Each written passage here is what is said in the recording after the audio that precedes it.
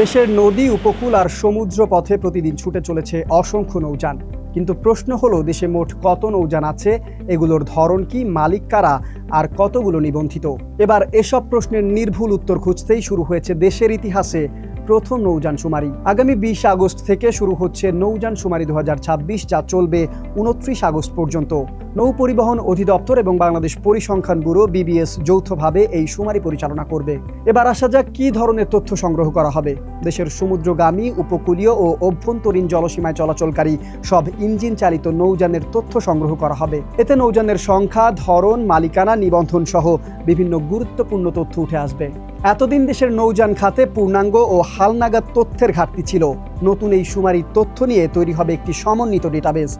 আর এই ডেটাবেস ভবিষ্যতের নৌ ব্যবস্থাপনা, নৌযান নিবন্ধন, নিরাপত্তা এবং নীতি নির্ধারণে গুরুত্বপূর্ণ ভূমিকা রাখবে।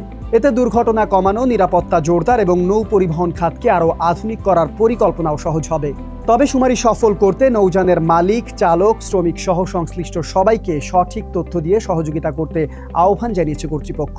নদীমাতৃক বাংলাদেশের নৌ পরিবহন ব্যবস্থাকে আরও নিরাপদ, সুশৃঙ্খল এবং তথ্যভিত্তিক করার পথে নৌযান শুমারি 2026 হতে পারে একটি গুরুত্বপূর্ণ মাইলফলক।